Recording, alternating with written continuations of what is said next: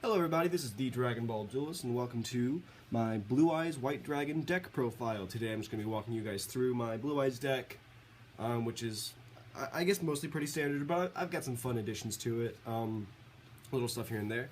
Alright, so we're going to get started with the main man himself, the Blue Eyes White Dragon. I run 3 copies of the Blue Eyes White Dragon, just for fusion type stuff. It's good to have as many of him as possible just because he's the main monster for the deck. He's kind of your deck master. Get it? It's a really bad reference. But anyways, he's a good 3k beater, tough to get around. He can bait out early Raigekis against players if there's just nothing they can do to get around him. So I run him at 3. He's the main monster. You really kind of need 3 of him for a lot of different stuff in the deck. So that's Blue Eyes White Dragon. Up next, we're going to go into the Blue Eyes Alternative White Dragon. This card is available in the movie packs. It's a little difficult to get, but definitely worth it. He's super easy to get on the field. All you have to do is have Blue Eyes in your hand, show it to your opponent, and special summon him. Then on the field, he has a distraction effect to destroy anything. It stops him from attacking that turn, but you can still pop stronger monsters than him to basically clear fields against tough opponents. You can kill a lot of good stuff with him. Great card. I keep him at 2, just because I think 3 gets a little cluttery, a little dead hand, dead draws kind of stuff. Just because you won't always have a Blue Eyes in your hand. But I do think it's good to have at least 2 of them on the field, or in your deck, I mean. Just because he's a good, helpful card. So that's the Blue Eyes Alternative White Dragon. Next, we're going to move on to the Dragon Spirit of White.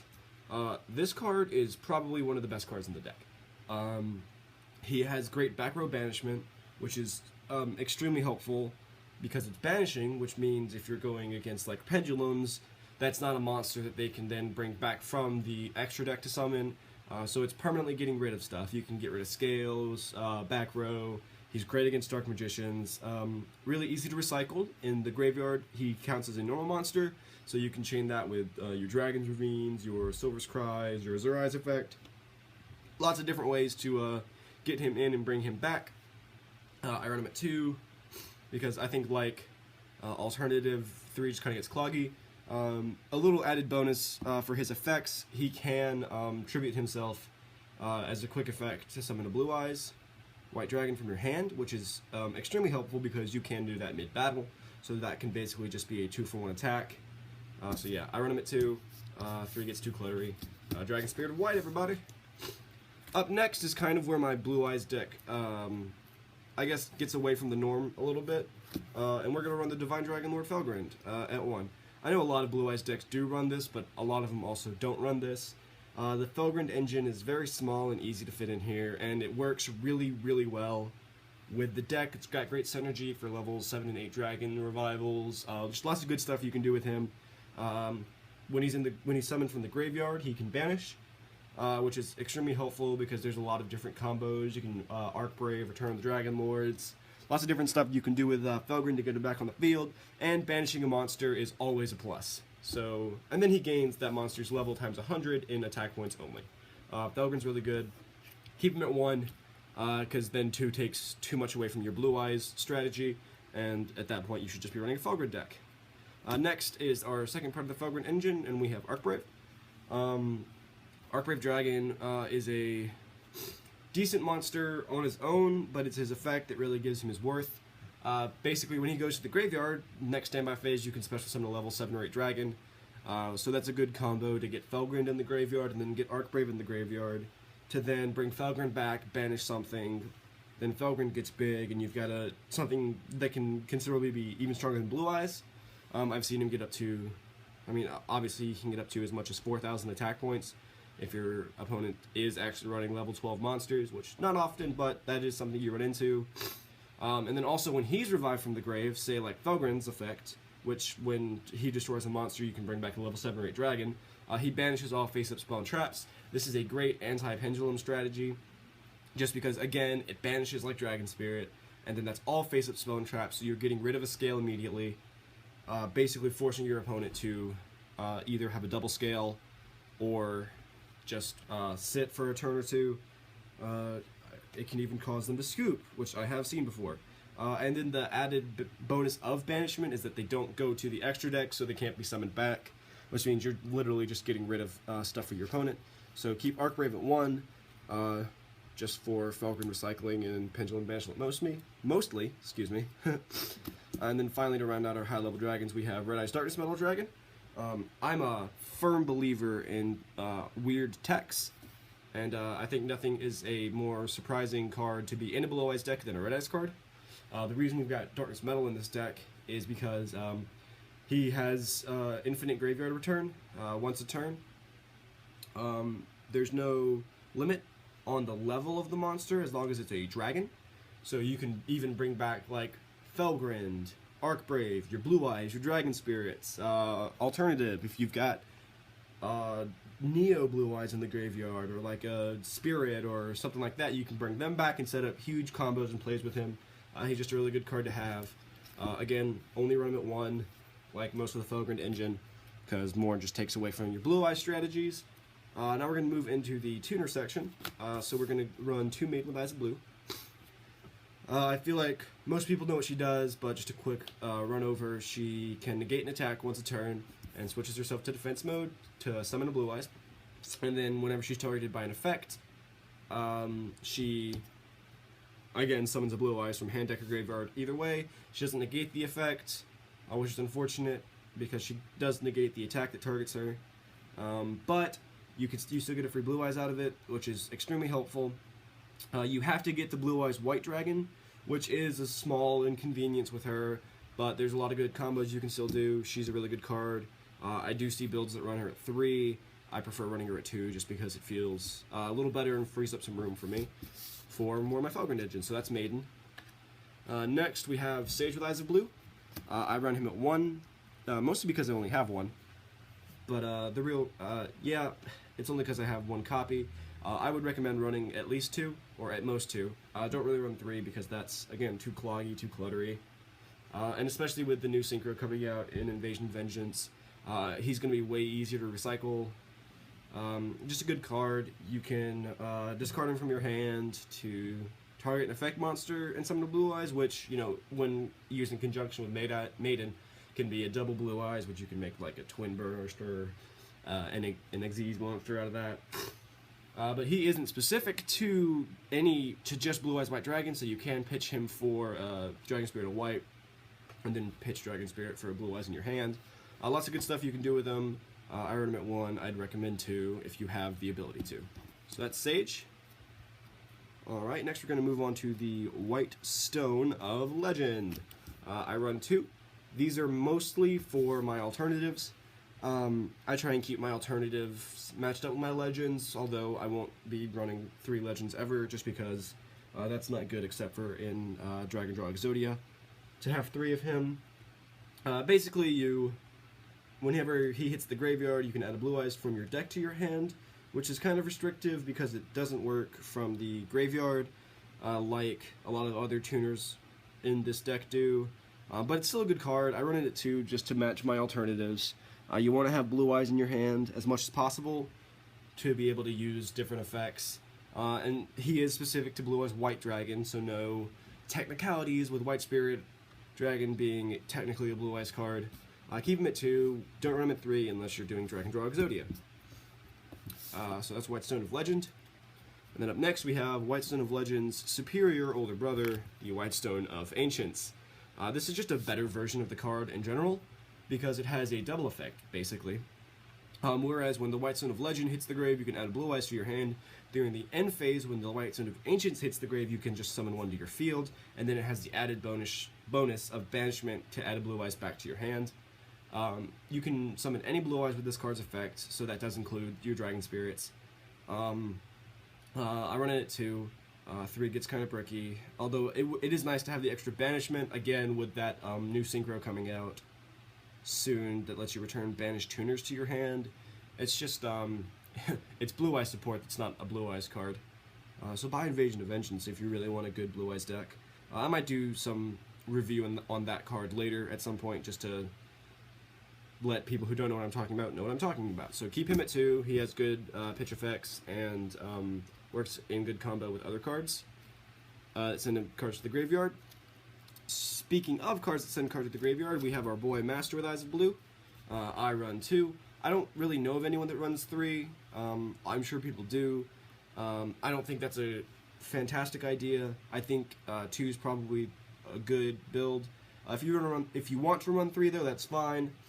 I just think 2's been working better for me personally, because I always want to have at least one on the field, one in the deck and one on the graveyard. And having 2 in the graveyard isn't helpful because his effect works only once a turn.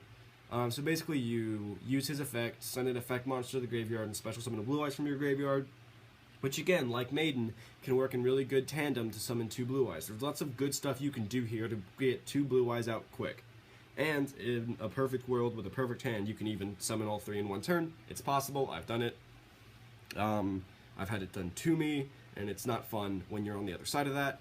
So yeah, that's Master.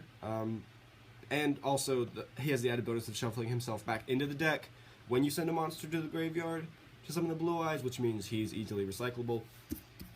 And recyclability of cards like that is really good. Since he works on Blue Eyes in the graveyard, he's especially helpful late game. Rounding up our Blue Eyes related tuners, we have the Protector and Priestess. I run them both at 1 because they're mediocre tuners at best.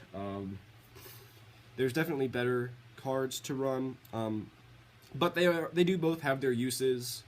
Protector basically allows you an extra summon of a Blue Eyes tuner, or I'm sorry, a level 1 light tuner a turn, and then you can get rid of another level 1 light tuner or an effect monster. I can't remember which one it is specifically. I think it's an effect monster, and then summon a Blue Eyes monster from your hand.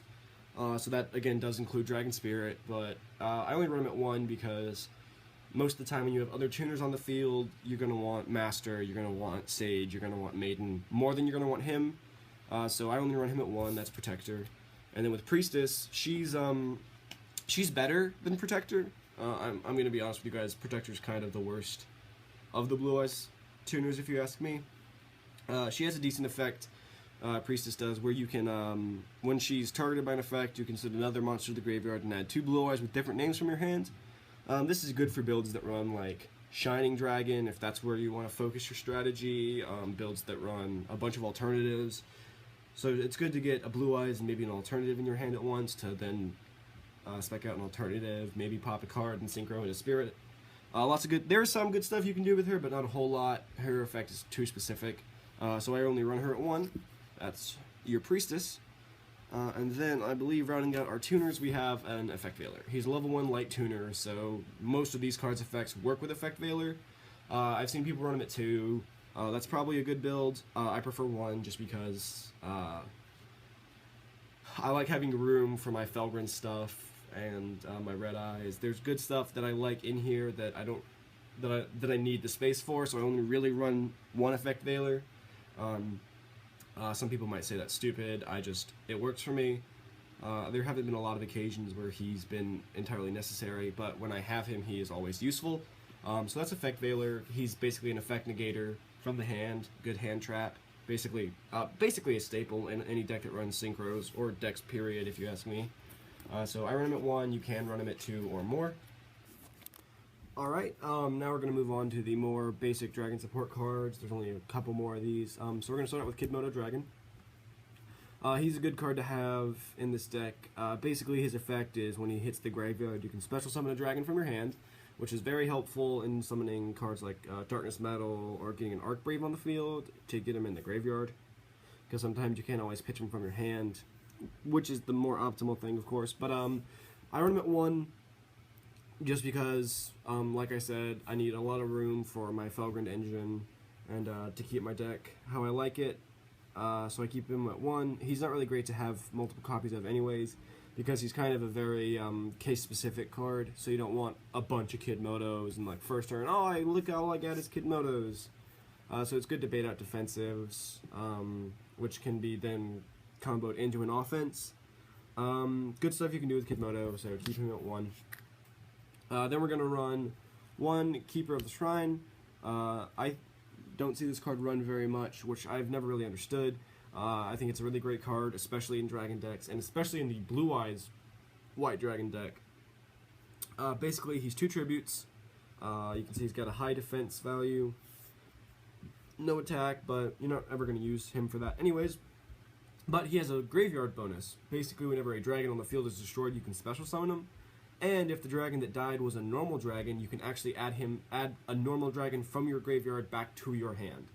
So I've honestly never understood why this card hasn't been run more in Blue Eyes decks. I haven't seen him a whole lot. He's a great card to run. Good for recycling White Spirits, recycling Blue Eyes if you need them. A lot of good stuff you can do with him. You can get a Blue Eyes back in your hand for alternative. Just a good card. Keep him at 1. Just 2 gets too cluttery.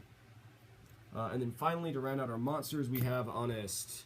Honest is self-explanatory. Just boosting a light monster's attack by the monster it's attacking or is attacking its attack. In a light deck, obviously, Honest is kind of an obvious choice in almost every light type based deck. So keep him at 1. He's semi-limited, so you can run him at 2. I like keeping him at 1 in this deck because, honestly, with Blue Eyes, it's not very necessary all the time. So it's good to have 1 as a just in case, but not usually anymore. Then we have the Melody of Awakening Dragon. You discard a card to add 2 dragon-type monsters with 3,000 or more attack and 2,500 or less defense.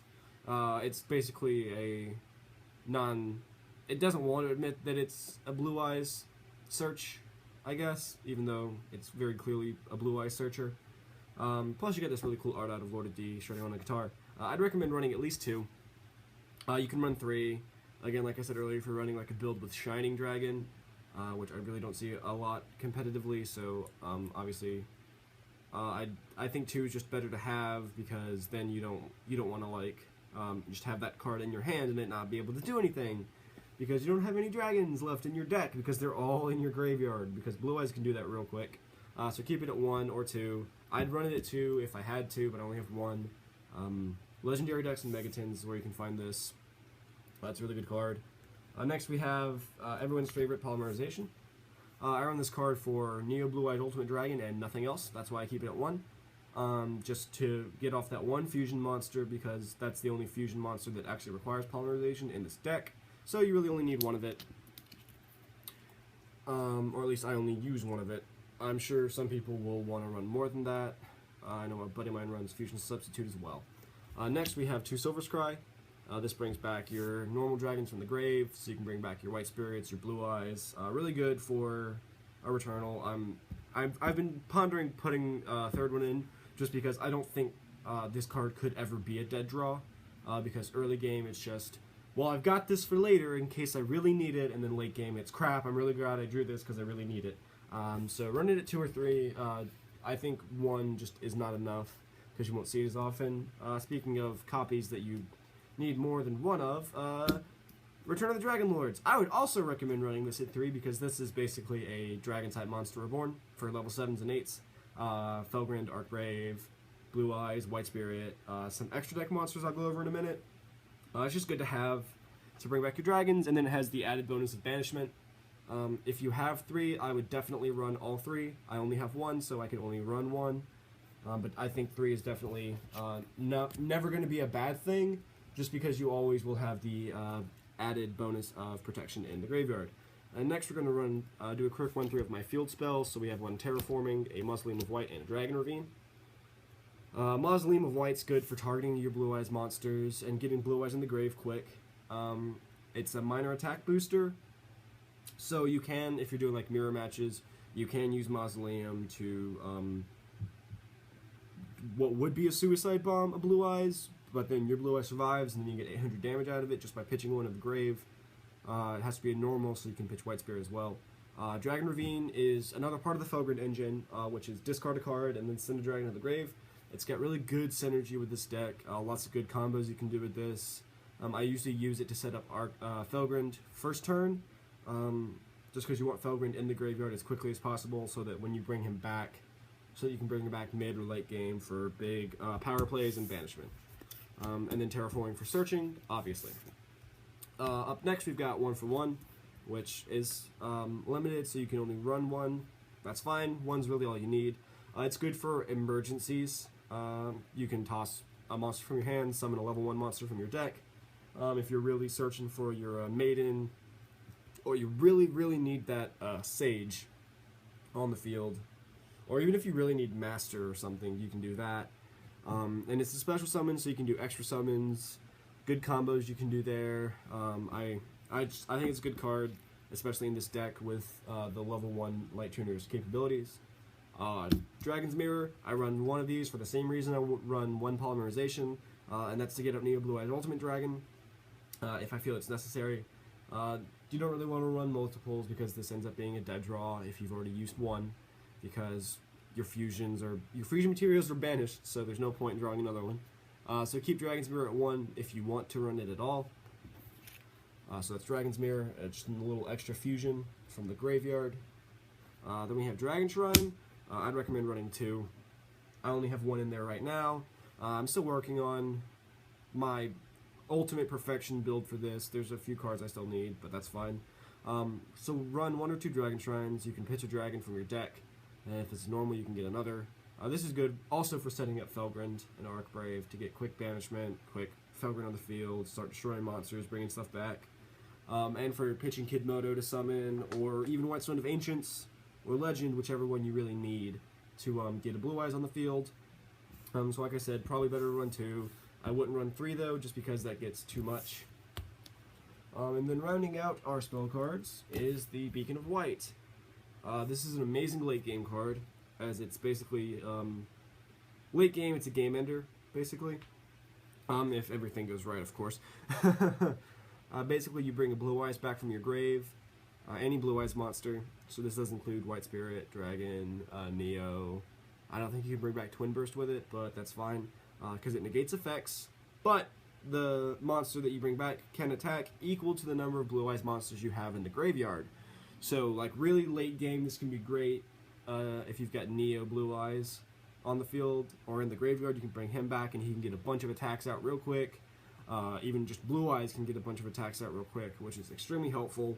Only run 1 because, again, you'll never need more. Beacon of White's good. Now, I do run a few traps for my Blue Eyes deck.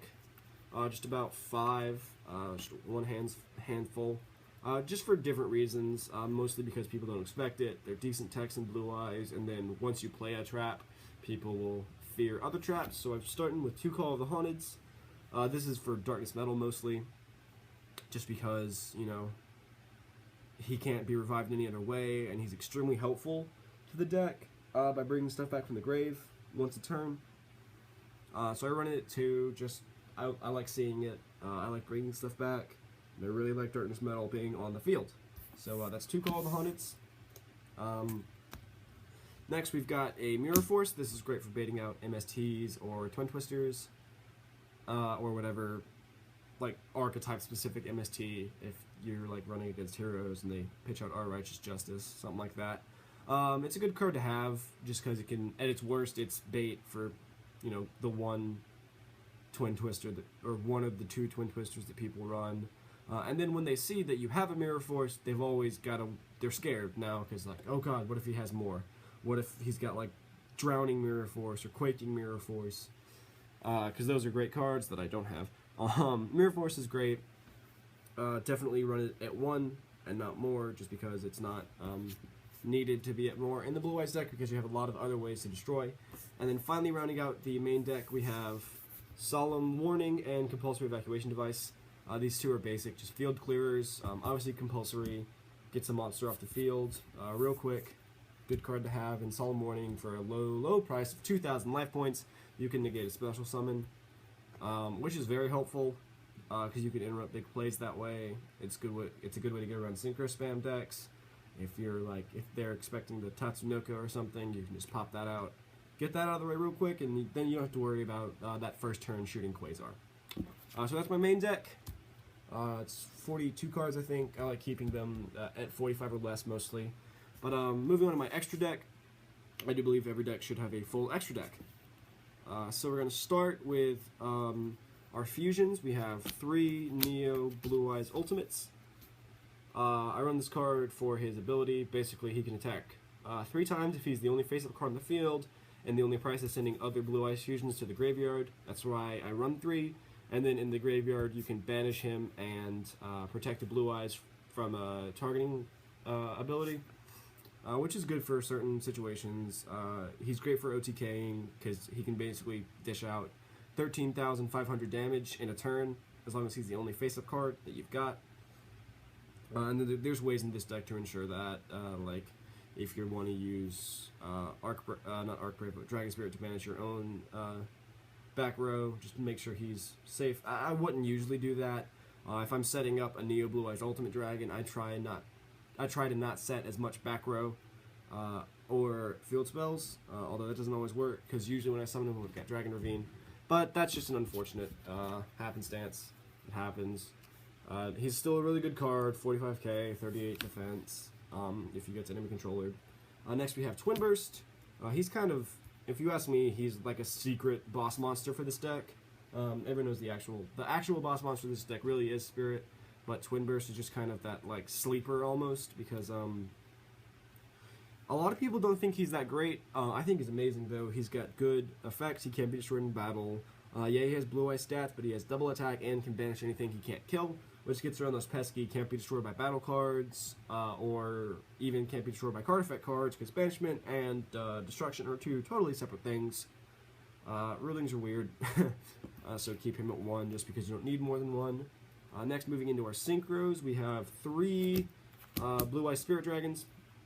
You want to run this at 3 just because, 1, it's way more affordable than it ever was before, because you can get Spirit in the Megatons now, which is as a guaranteed card, so it's not like, oh, maybe he'll be in this one. No, he is guaranteed.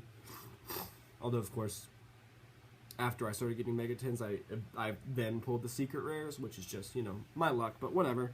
Keep him at 3. There's a good play that I'll go into in a second that you can run with him, and that's why I keep him at 3.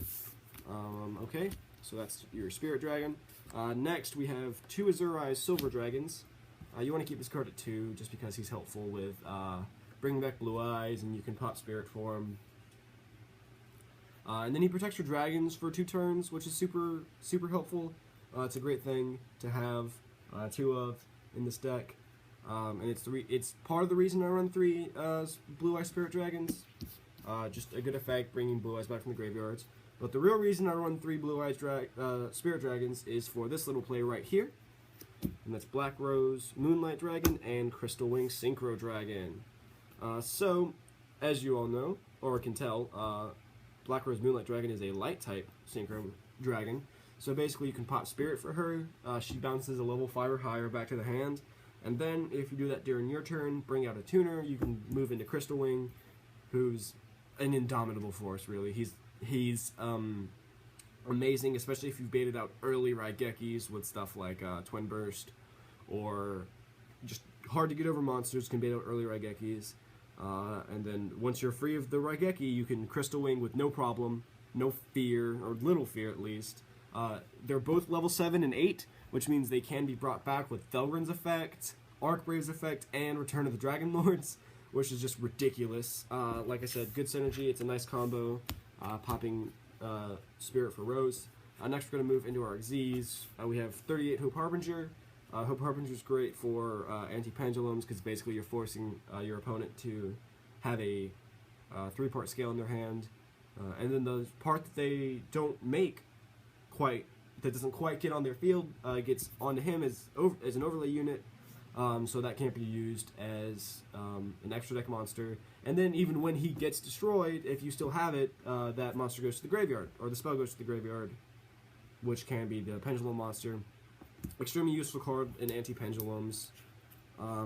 Also, let me just real quick, I kind of forgot, Spirit does have the added bonus of negating graveyard effects and limiting special summons to 1 at a time. So he's a good anti-pendulum, anti-Burning Abyss type card. And then finally, to round out our extra deck, I run a small 3-card Galaxy Eyes engine, Xyz-wise. So basically how it works, Cypher Dragon can take a card and make it Cypher Dragon with 3,000 attack, but he's the only one that can attack directly. Full Armor Photon, you can overlay on top of a Galaxy Eyes Cypher Dragon, or a Galaxy Eyes monster in general, so you can actually, if your opponent's Xyz monster is taken over by this, you can pop Photon on top of that, and then they don't get it back. Photon pots to destroy a face-up, and then the real thing, the only reason you're ever going to make these cards is to pull out Dark Matter Dragon. When he hits the field, you can send 3 dragons with different names straight to your graveyard, and then your opponent is forced to banish 3 monsters, which in almost every deck is just deadly. because most decks rely entirely on their monsters and how many they have of that monster for various reasons. And especially late game, if your opponent's really looking for waiting for a monster, something big from their deck, you can get that out of the way quick and easy. So that's it actually for my Blue Eyes deck. I like it. I like to think it's a little surprising. It's got some good techs in it, good cards. I really enjoy playing it. It is entirely legal and very competitive.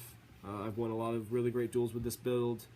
I've even set up some crazy first turn kills and 1-turn kills. It's just a good deck in all. So yeah, that's it, everybody.